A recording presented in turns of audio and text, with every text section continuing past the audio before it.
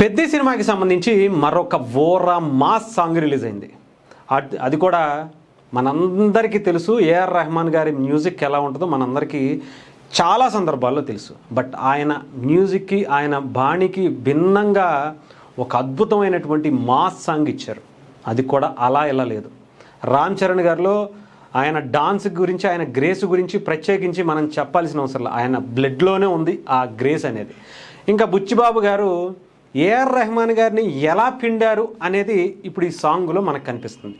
ఒక హైలైల్లో అనేటువంటి ఒక సాంగ్లో అటు శృతి హాసన్ గారు ఆ సాంగ్లో ఒక ఐటమ్ సాంగ్లో హీరోయిన్గా చేశారు.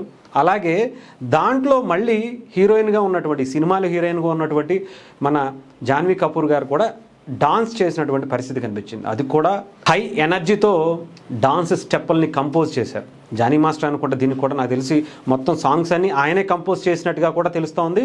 ముఖ్యంగా ఇంకా ఐటమ్ సాంగ్లు అంటే ఏముంటుంది, బద్దలైపోతాయి. అలాంటి ఐటమ్ సాంగ్కి ఆయనే కొరియోగ్రఫీ చేసి కంపోజ్ చేసినటువంటి పరిస్థితి. హీరోతోనే కాదు, హీరోయిన్తో కూడా డాన్స్ అంటే నార్మల్గా శృతి హాసన్ గారు మంచి డాన్సరు, సింగరు, ఆవిడ గురించి తెలుసు. బట్ ఇక్కడ జాన్వీ కపూర్ గారిని కూడా ఒక రేంజ్లో స్టెప్పులు వేయించినటువంటి పరిస్థితి కనిపిస్తుంది. అసలు ఇద్దరు ఒకటేసారి ఎలా డాన్స్ చేశారు ఏంటి అనే దాని గురించి పక్కన పెడితే పర్ఫార్మెన్స్ మాత్రం మామూలుగా లేదు. ఒక్కొక్క స్టెప్ ఒక రేంజ్లో ఉంది.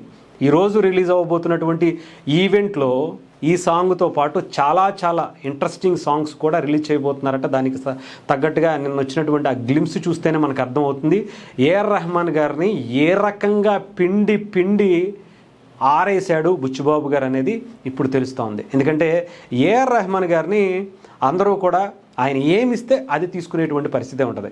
బట్ బుచ్చిబాబు గారు అలా కాదు.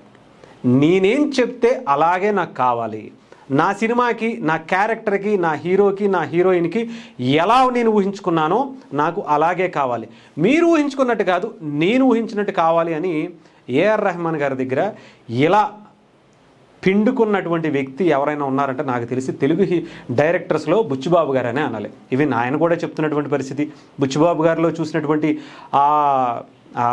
అసలు ఆయనకున్నటువంటి ఇంట్రెస్ట్, ఆ ప్యాషన్ చూసి నా మొట్టమొదటి సినిమా తెలుగు సినిమా ఇది, దీంట్లో నేను గతానికన్నా ఇప్పుడు ఫ్రెష్గా నేను తెలుగులో కొత్త డైరెక్టర్గా ఇంట్రడ్యూస్ అవుతున్నానేమో అనిపించింది బుచ్చిబాబు ద్వారా అని ఏఆర్ రెహమాన్, ఆస్కార్ కొట్టినటువంటి ఏఆర్ రెహమాను బుచ్చిబాబు గారి కోసం మాట్లాడారంటే ఆయన ఏ రకంగా పిండి ఉంటాడో ప్రత్యేకించి చెప్పాల్సిన అవసరం. ఒక మాస్ కాదు ఓరా మాస్ సాంగ్ ఈరోజు స్టేజ్ మీద దద్దరిల్లిపోబోతుంది. భోపాలే కాదు, భూమి బద్దలైపోయేలా ఆ పర్ఫార్మెన్స్తో పాటు సాంగ్ కూడా అదే రేంజ్లో. ఇప్పటివరకు చికిరి చూసాం, రైరైరారా చూసాం, ఇప్పుడు అలాంటి లిరిక్స్ కూడా చాలా అద్భుతంగా వచ్చినాయి తెలుగులో మాత్రం. మరి హిందీలో అలాగే మిగతా భాషల్లో ఎలా ఉంటుంది అనేది రేపు మనం లైవ్ పర్ఫార్మెన్స్ ద్వారా చూద్దాం.